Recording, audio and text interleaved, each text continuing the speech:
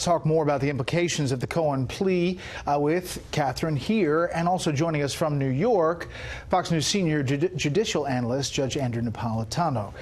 Judge, you hear the president. He says, listen, I was a businessman. I was running for president. I could do this. The deal never came around. It didn't materialize.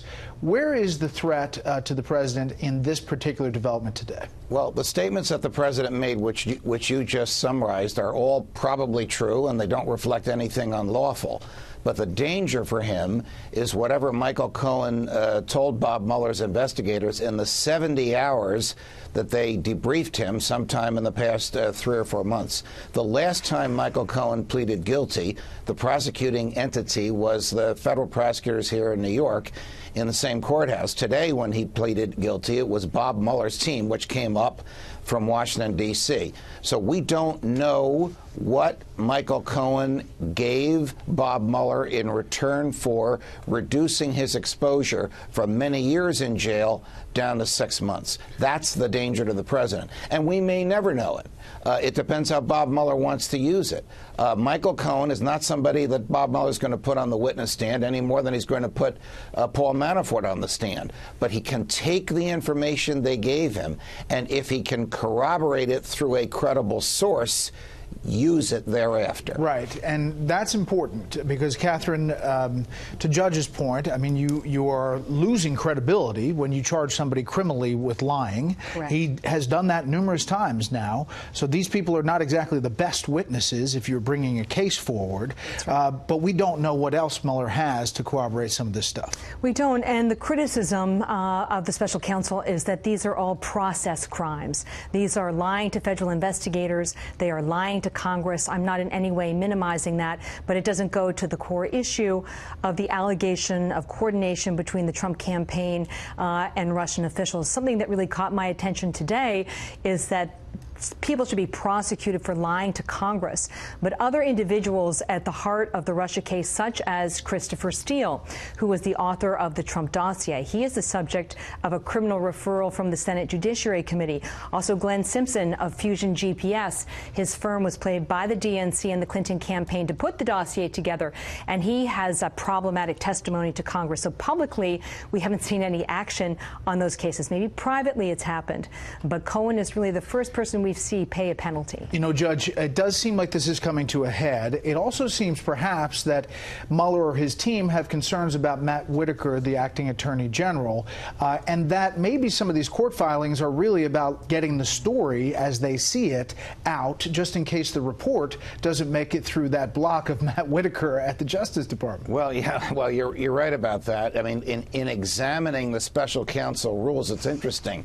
The special counsel doesn't need Acting Attorney General Whitaker's approval to do anything. He merely must inform Acting Attorney General Whitaker, Matt Whitaker, of whatever he's going to do, which we gather from the reporting of our colleague John Roberts happened last night at about the same time that the White House learned about this. But you're correct. A lot of things have happened since the midterm elections, and this has been a critical week. I don't think that we've seen the end of this. I described what happened in court this morning as, it's a trite phrase, but I think it's accurate here, the tip of the iceberg. Bob Mueller knows what the rest of that iceberg is. Michael Cohen knows what the rest of that iceberg is. Mueller will decide when, how, and under what circumstances, if at all, to let the rest of us know. Yeah, it does seem like everything went a little bit more fast forward, Catherine, after the president filed the answers to those questions, which you said included one about this real estate deal. That's right. I think that was one of the big revelations today, is that Special Counsel Mueller, among those questions,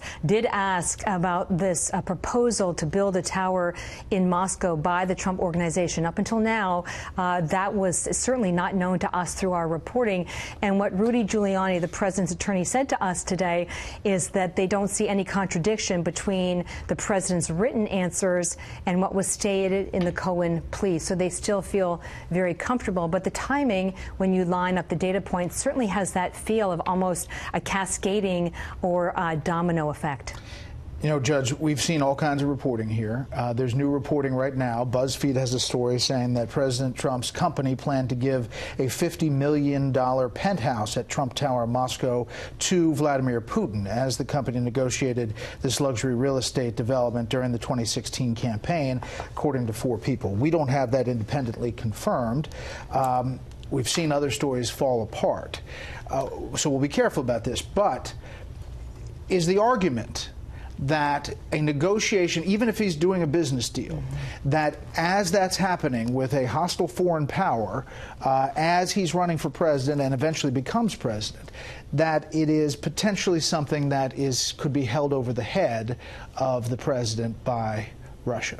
You know, I think the president's statement today, you ran a clip of it earlier when John Roberts was on, in which he said, what's the big deal? This is a deal we didn't do. I think he's on very solid ground there.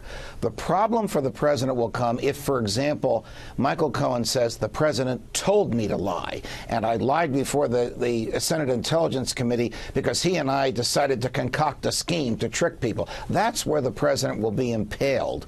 But not doing a deal, no matter how luxurious it was or lurid it was, not doing it can't hurt him. All right, Catherine, Judge, thank you very much.